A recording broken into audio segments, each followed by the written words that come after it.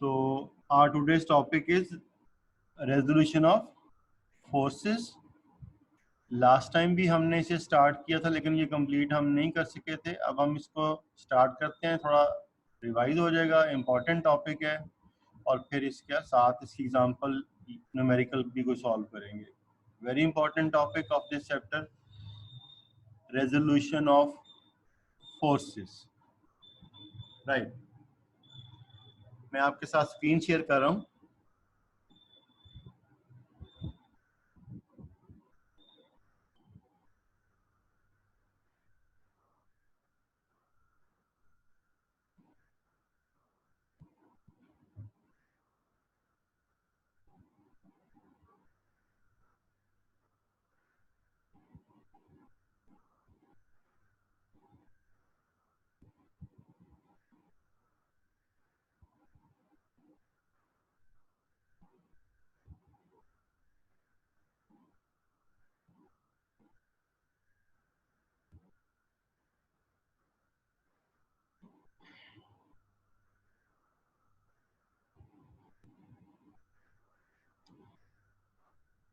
This is our today's topic, resolution of forces. जब हमें addition of forces में हमने देखा था, उसमें हम क्या करते हैं? एडिशन ऑफ फोर्सेस में we add two or more than two vectors, two forces, and we get a single force. If we add two forces, we get a single force, that is called resultant force. Okay, so we can add two or more than two forces to get a single force, that is addition of forces. And here is the reverse process of addition. In addition, we get a single vector from two or more than two vectors. And in this process,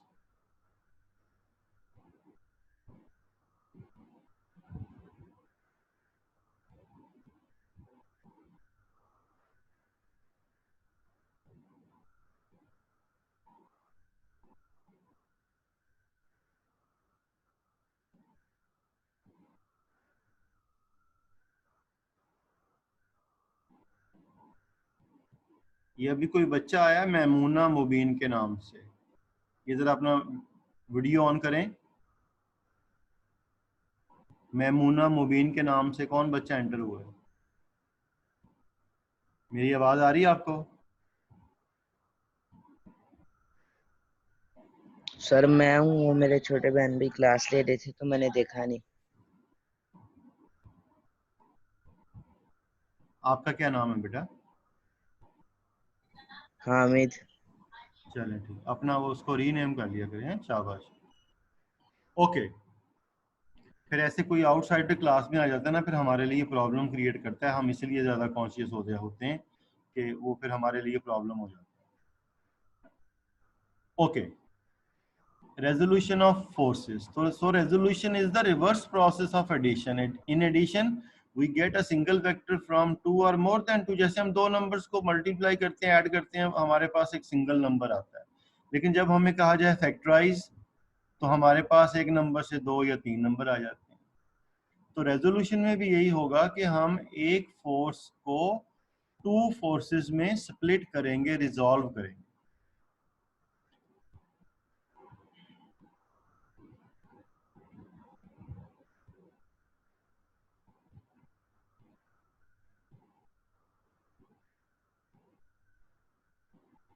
ये है हमारे पास definition, splitting up a force into two mutually perpendicular components. Mean एक force को two parts में divide करना, split करना। इस प्रोसेस को हम कहते हैं रेजोल्यूशन। एक फोर्स को उसके टू म्यूचुअली परपेंडिकुलर कंपोनेंट्स में रिजॉल्व करना। अब वो म्यूचुअली परपेंडिकुलर कंपोनेंट्स क्या होते हैं वो हम देखते हैं। ये देखो, ये हमारे पास एक फोर्स है। अगर हम किसी बॉडी पे ये फोर्स अप्लाई कर रहे हैं, अब हम ये फोर्स अप्लाई ना करें, इसकी बजाय इसकी जगह ये टू फोर्सेस अप्लाई करते हैं, ये और ये। तो इट मींस हम इसके जो दो कंपोनेंट हैं वो अप्लाई कर रहे हैं।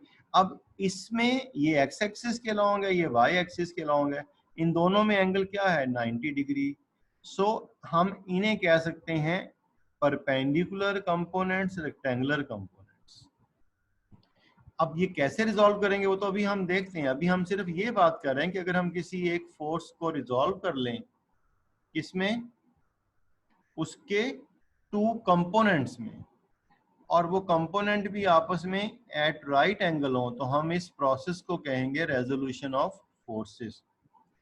और इन कंपोनेंट्स को हम क्या नाम देते हैं, परपेंडिकुलर कंपोनेंट्स। तो ये हमारे पास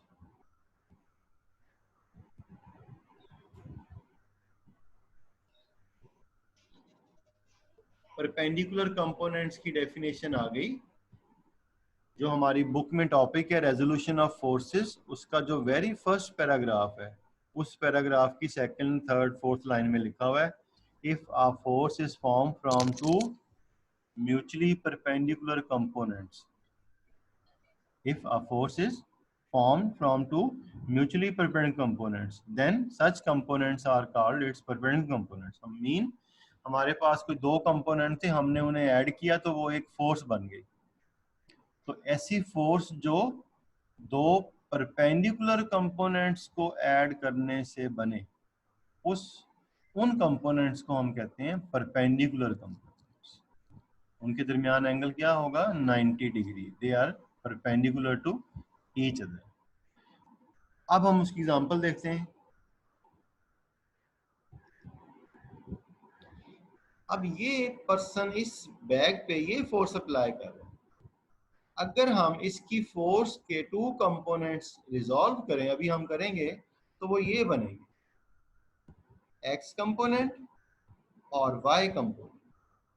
मीन अगर हम इस बैग पे एक फोर्स ऐसे अप्लाई करें और एक फोर्स ऐसे अप्लाई करें, तो फिर हमें ये फोर्स अप्लाई करने की जरूरत नहीं है।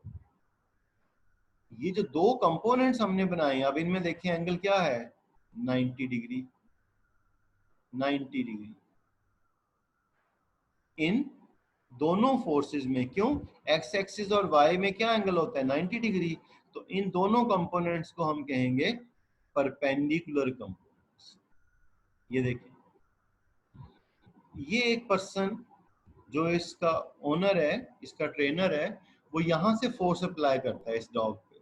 अगर हम ये ना अप्लाई करें, ये ना अप्लाई करें, ये दो फोर्सेस अप्लाई कर दें, ये और ये, तो इन दोनों फोर्सेस का जो इफेक्ट है वो इसके क्या होगा इक्वल।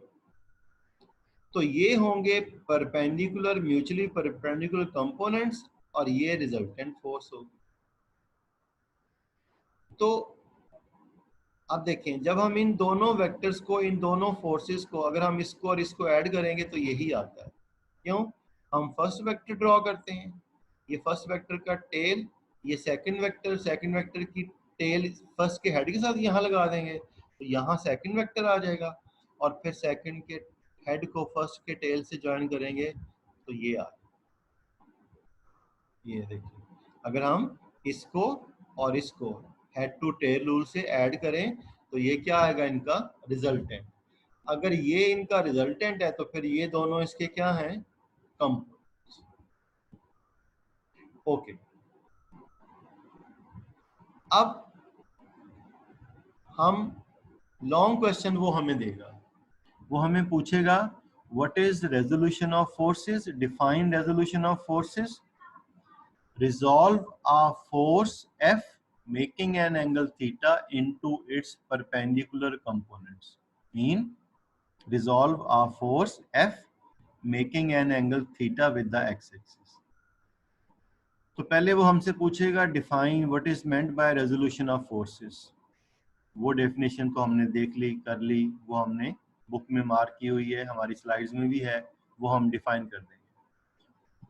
उसके बाद जब हम force F which is making an angle theta with the x-axis, उसे हम रिजॉल्व करेंगे ना उसके दो कंपोनेंट्स में, तो उससे पहले हम ये एक छोटा सा टॉपिक है, डेफिनेशन है ट्रिग्नोमेट्रिक रेशियोज, ये हम करते हैं क्योंकि ये हम वहाँ पे यूज करेंगे। अब ये ट्रिग्नोमेट्रिक रेशियोज क्या हैं? मैथ की एक ब्रांच होती है ट्रिग्नोमेट्री, एक तो होती है ज्योमेट्री जिसमें हम डिफरेंट शेप्स, डिफरेंट फिगर्स क्या करते हैं, कंस्ट्रक्ट करते हैं, ड्रॉ करते हैं। एक होती है मैथ की ब्रांच ट्रिग्नोमेट्री। अब ट्रिग्नोमेट्री में हम क्या डिस्कस करते हैं? Right triangles. The branch of mathematics in which we discuss, in which we solve, in which we discuss right triangles, right angled triangles. So such forces, such branch of mathematics is called what? Trigonometry. तो math में जितना भी हम काम right triangle से related करते हैं उस ब्रांच ऑफ मैथमेटिक्स को हम कहते हैं trigonometry. Okay, now this is a right triangle A, B, C. This is right angle. So a triangle having one right angle is known as right triangle. This is other angle. This is less than 90. Theta 10, 20, 30, 40, 50 कोई भी इसकी value हो सकती है, right? तो ये हमारे पास angle. अब इसकी ये 3 साइड्स हैं। याद रखिए राइट ट्रायंगल में जो साइड 90 के अपोजिट होती है, ये 90 डिग्री का एंगल है, इसके अपोजिट जो साइड होती है उसे कहते हैं हाइपोटेन्यूज। ये हाइपोटेन्यूज 90 के अदर देन जो एंगल हमें गिवन होता है, अगर वो एंगल ये है तो उसके अपोजिट ये परपेंडिकुलर होगा, परपेंडिकुलर। तो ये जो साइड है राइट ट्रायंगल की, इसे हम कहेंगे परपेंडिकुलर। अगर हमारा ये एंगल थीटा यहाँ होता, यहाँ, तो फिर हम इस साइड को कहते हैं perpendicular. Now this is angle theta, this is opposite to it, this is perpendicular, and the common side of right and given angle is base. So we have 3 sides of right triangle: hypotenuse, perpendicular, base. अब इनकी कोई ना कोई value होगी, 5, 6, 7, 10, 50, 20, 30, 100, कुछ भी value हो सकती है जो इन साइड्स की लेंथ होगी।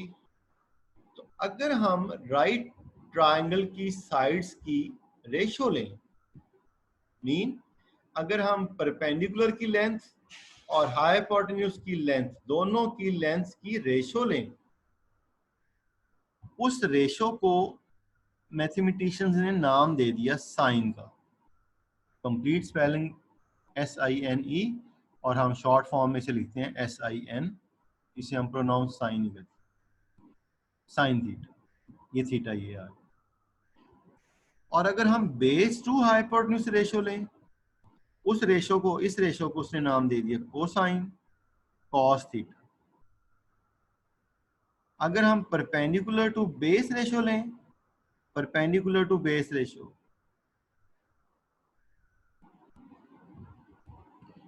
इस रेशियो को उसने नाम दे दिया टेंजेंट, मीन टैन थीटा। तो ये क्या है? These are the ratio of sides of right triangle. इन 3 रेशियोज को उसने ये नाम दे दिए और इन्हें हम कहते हैं ट्रिग्नोमेट्रिक रेशियोज। 10th में आप इसका थोड़ा सा डिटेल पढ़ेंगे और फिर FSC में इसकी कंप्लीट डिटेल होती है। 10th में मैथ में ये चीज आती है।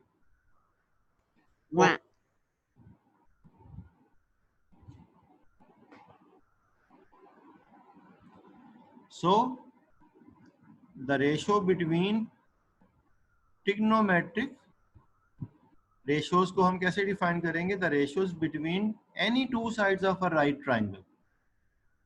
ये राइट ट्रायंगल, इसकी कोई भी 2 साइड्स की जो रेशियो है, ये the ratio between any of its 2 sides of a right triangle are given certain names such as sine, cosine, etc. These are called trigonometric ratios. तो ये जो हमारी बुक का पेज है जहाँ ये टॉपिक है 88, उसी पे ये बॉक्स में ट्रिग्नोमेट्रिक रेशियोज को उसने डिफाइन भी किया हुआ है और ये रेशियोज बताई भी हुई है। ये ओके, तो ये रेजोल्यूशन ऑफ फोर्सेस की डेफिनेशन हमने डिस्कस की, फिर हमने परपेंडिकुलर कंपोनेंट्स की डेफिनेशन देखी, और फिर हमने ये एग्जांपल्स देखी कंपोनेंट्स और रिजल्टेंट फोर्स की। और अब ये वही फिगर है जो हमारी बुक में बनी हुई है। तो अब जहां पे लिखा हुआ है ना बुक में डेफिनेशन के बाद कंसीडर अ फोर्स, यहां से हम स्टार्ट कर रहे हैं। तो ये हमारा, अब हम क्या करेंगे, अब हम एक फोर्स को लेके उसे हम रिजॉल्व करेंगे उसके परपेंडिकुलर कंपोनेंट्स। तो वो जो उसने हमसे क्वेश्चन पूछा ना, what is resolution of forces, resolve a force F making an angle theta. तो ये फोर्स है,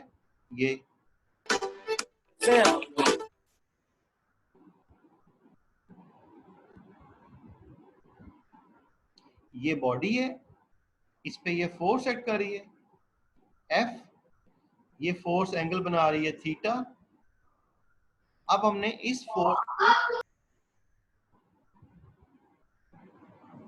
फोर्स को हमने रिजॉल्व करना है इसके कंपोनेंट्स। और टिकटॉक पे आते हैं।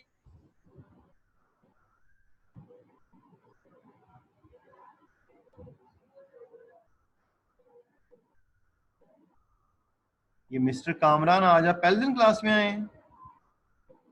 मोहम्मद कामरान, आपको मेरी आवाज आ रही है?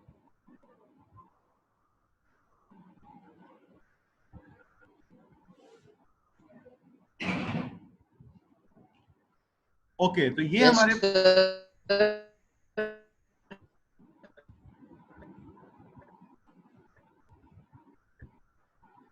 ये हमारे पास फोर्स है, ये एंगल थीटा, हमने इस फोर्स को रिजॉल्व करना है इसके कंपोनेंट्स। ओके, तो ये हम ओ ए एक लाइन ड्रॉ की हमने। जब ज्यादा बारिश आता है तो ज्यादा पानी आता है।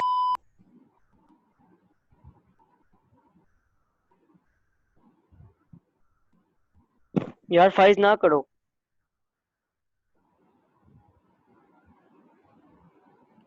ओके, फाइल्स रिमूव हो गए। ओके जी, कामरान आप भी अपना माइक ऑफ करें।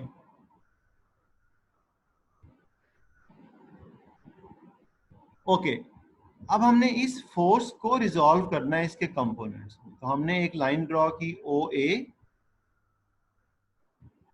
ये फोर्स एफ। अब हमने फर्स्ट स्टेप ये करना है कि ओ ए का जो एंड है ए, यहां से एक परपेंडिकुलर ड्रॉ करना है एक्स एक्सिस पे। Draw perpendicular A B from A on x axis which is touching x axis on B. ये चूंकि परपेंडिकुलर है तो ये एक्स एक्सिस के साथ क्या एंगल बनाएगा, 90 डिग्री। ओके, ये परपेंडिकुलर हमने ड्रॉ किया। ओके, अगर हम ओ बी को एक वेक्टर ले लें, ओ बी एक वेक्टर है,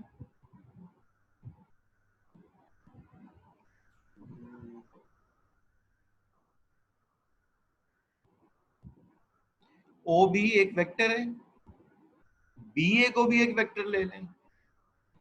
ओ बी का हेड बी है, बी ए का टेल बी है, तो सेकंड का टेल फर्स्ट के हेड से क्या कर रहा है, ज्वाइन।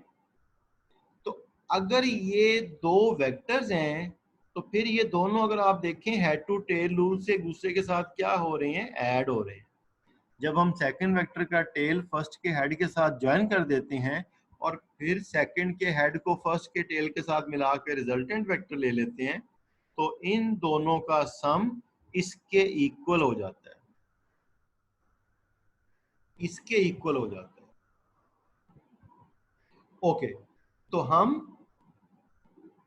अब लिख सकते हैं ओ बी प्लस बी ए, इन दो वेक्टर्स का सम। अगर हम ओ बी और बी ए को दो वेक्टर कंसीडर कर लें तो फिर ओ ए इनका क्या होगा, रिजल्टेंट वेक्टर होगा। तो हम लिख सकते हैं जैसे हमने लास्ट टाइम दो वेक्टर्स ए और बी को ऐड करके रिजल्टेंट आर आया था, तो हमने लिखा था R equals to A plus B. तो O A equals to O B plus B A. अब अगर ओ ए इन दोनों का रिजल्टेंट है तो फिर ये दोनों ओ बी और बी ए इसके क्या होंगे? कंपोनेंट्स। फिर ये दोनों इसके क्या होंगे? Components. If OA is the resultant, then OB and BA are the components. अगर ये कंपोनेंट्स हैं तो फिर हम देखते हैं कौन से कंपोनेंट्स हैं। अगर आप देखें OB और BA में क्या एंगल है? 90 degree. So these are the perpendicular components. जब दो कंपोनेंट में एंगल 90 डिग्री होगा तो हम उन्हें उस फोर्स के परपेंडिकुलर कंपोनेंट्स के। The components OB and BA are perpendicular to each other. They are called perpendicular components of OA. अब OA का एक कंपोनेंट ये है, OA का दूसरा कंपोनेंट ये है, जो x एक्सिस के लॉन्ग है। ये जो x एक्सिस के लॉन्ग था OB, उसको उसने नाम दे दिया fx। मीन अब हम ये OA की जगह पुट कर दिया F, OB की जगह पुट कर दिया FX और BA की जगह पुट कर दिया FY। तो अब हम देख रहे हैं कि ये F के दो कंपोनेंट रिजॉल्व हो गए, FX और FY। जो कंपोनेंट F का X के लॉन्ग था उसे हमने नाम दे दिया FX, X component, horizontal component. क्यों? ये X एक्सिस के लॉन्ग है। और जो उसका सेकंड कंपोनेंट था BA, जिसे हमने BA से रिप्रेजेंट किया हुआ, फिर हमने उसे नाम दिया FY। उसे हमने वर्टिकल कंपोनेंट कहा, उसे हमने Y कंपोनेंट कहा। क्यों? Because that is parallel to Y axis, parallel to Y axis. तो X के वो अलोंग था, Y के पैरेलल था। जो X के अलोंग था उसे हमने कह दिया हॉरिजॉन्टल कंपोनेंट, X कंपोनेंट। और जो Y के अलोंग था, अलोंग नहीं था बल्कि पैरेलल था, उसे हमने कह दिया वर्टिकल कंपोनेंट। सो ये रिजल्टेंट फोर्स, ये उसके दो कंपोनेंट आ गए। कौन से कंपोनेंट? Perpendicular components. अभी तो हमने सिर्फ उन्हें रिजॉल्व किया है, लेकिन अब हमें ये नहीं पता कि Fx कैसे आएगा और Fy कैसे आएगा। So still we have to find the magnitude of components. Okay, अब हम वही अपनी जो ट्रिग्नोमेट्री है वो यूज करते हैं। अब ये हमारे पास O A B, ये फोर्स, ये उसके कंपोनेंट, ये हमारे पास राइट एंगल बन गया O A B। इसमें अगर हम बेस टू हाइपोटेन्यूज रेशो लें, बेस और हाइपोटेन्यूज की रेशो लें, mean Fx ratio F। Fx हमारा क्या है? OB। F हमारा क्या है? OA। ये वही फिगर है जो हमारी बुक में 88 पेज पे बनी हुई है, आप बुक सामने रख सकते हैं। तो Fx की हम OA कहते हैं, F को हम OA कहते हैं। Fx और F यानी कि बेस टू हाइपोटेन्यूज रेशो को हमने थोड़ी देर पहले क्या नाम दिया था? cos theta. अब दरमियान में से इसे हम कट कर देते हैं। हम यहाँ एक स्टेप लिख सकते हैं, Fx over F equal to cos theta. तो फिर अगर Fx यहाँ रहेगा, F जाके उससे क्या होगा? मल्टीप्लाई। तो ये हमारे पास क्या आ जाएगा? Fx equals to F cos theta.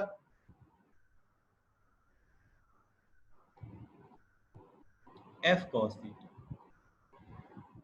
इसी तरह Fy over F perpendicular to hypotenuse ratio, ये परपेंडिकुलर, ये इसके अपोजिट है, परपेंडिकुलर टू हाइपोटेन्यूज।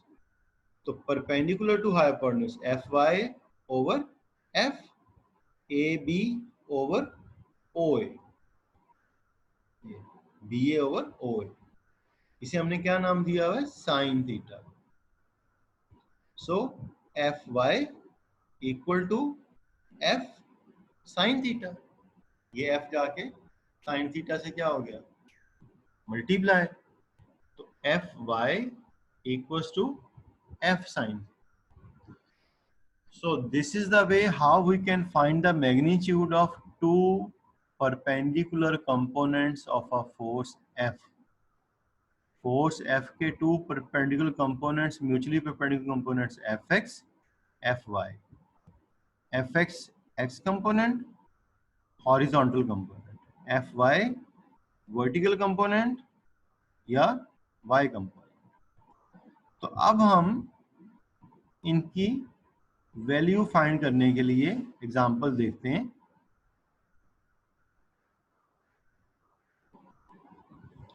ये हमने जो फोर्स F थी उसको रिजॉल्व किया, तो ये उसकी टू रिजॉल्व फोर्सेस बन गई, Fx F cos theta, Fy F sin theta. अब अगर हम इस फोर्स को रिमूव कर दें F को, ठीक है, और उसकी जगह ये दोनों फोर्सेस लगा दें, ये तो ये दोनों फोर्सेस वही काम करेंगी जो ये फोर्स कर. तो हम इन्हें कहेंगे रिजॉल्व्ड फोर्सेस कंपोनेंट्स. अब हम देखते हैं एग्जाम्पल. 89 पेज पे एक एग्जाम्पल है, उसे हम सॉल्व कर रहे हैं. क्या एग्जाम्पल है? A man is pulling a trolley on a horizontal road with a force of 200 Newton, making 30-degree angle. Find the horizontal and vertical components of its force. ये फोर्स अप्लाई कर रहा है, वो फोर्स एंगल कितना बना रही है? 30 degree, theta 30 degree. We have to find its both the components. Horizontal Fx equals to question mark, vertical component Fy equals to question mark. तो हमारे पास दोनों के फार्मूले हैं, वो हम यूज करके इस फोर्स के हम कंपोनेंट्स फाइंड कर सकते हैं. Fx क्या फार्मूला होता है हमारे पास? Fx का F cos थीटा. F कितना है हमारा? 200. cos 30 कितना है? 30. cos 30. ये शुरू में हमारे पास टेबल आया था, ये इसी पेज पे ये टेबल बुक में भी बना हुआ है. बस उसमें डिफरेंस ये है कि उसमें जो वैल्यूज है वो डेसिमल में है, यहाँ अंडर रूट के साथ.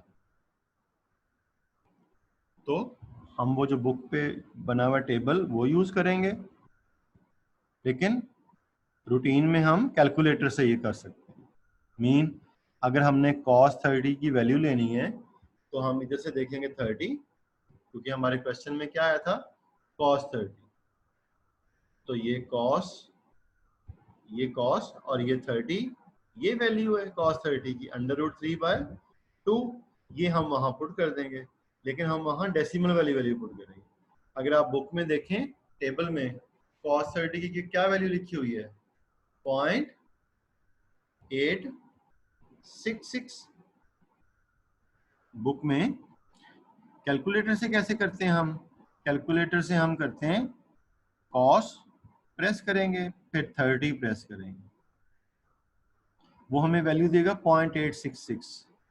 तो cos 30 की वैल्यू आ गई ये F फोर्स की वैल्यू, इसको इससे मल्टीप्लाई करेंगे तो ये है. सो इस कंपोनेंट का, इस फोर्स का जो y कंपोनेंट x कंपोनेंट था फोर्स F का Fx, वो आ गया ये. Now y component Fy equals to F sin theta. F 200 sin 30. sin 30 की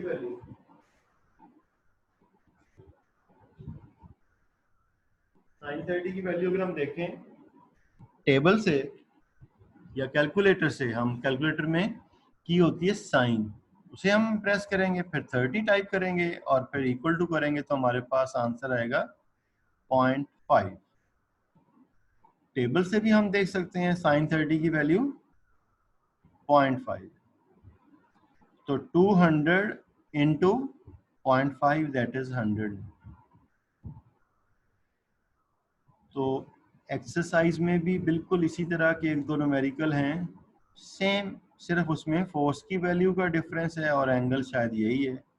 उसको भी हम बिल्कुल सेम इसी मेथड से सॉल्व कर सकते हैं।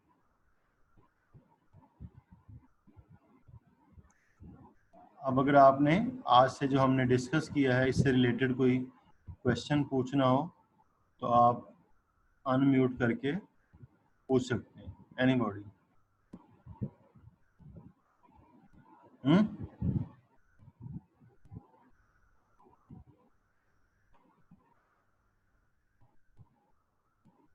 किसी ने कोई बात नहीं पूछनी? No sir.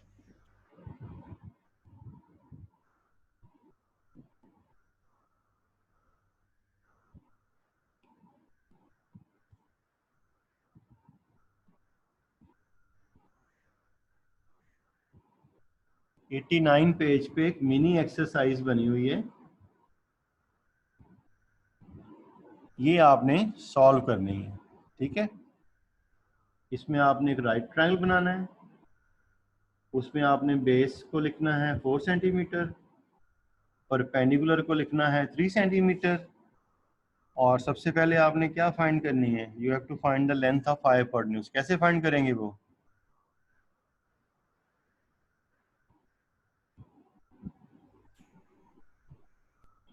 जब हमें राइट ट्रायंगल में दो साइड्स गिवन हो तो थर्ड साइड कैसे फाइंड करते हैं? पाइथागोरस का नाम सुना हुआ है?